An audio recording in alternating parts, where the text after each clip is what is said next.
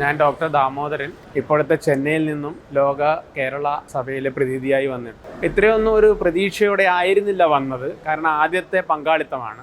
പക്ഷേ 2 ദിവസത്തെ ഈ സഭാ സമ്മേളനത്തിൻ്റെ ഭാഗമാകാൻ കഴിഞ്ഞതിലൂടെ ഒറ്റപ്പെട്ട് കിടക്കുന്ന പ്രവാസികൾ ഒറ്റയല്ലെന്നും നമ്മൾ കേരളത്തിൻ്റെയും കേരളീയ സമൂഹത്തിൻ്റെയും ഭാഗമാണെന്നും ഒരു വലിയൊരു ഫീലിംഗ് ലഭിച്ചുകൊണ്ടാണ് നമ്മളൊക്കെ തിരിച്ചു പോകുന്നത്.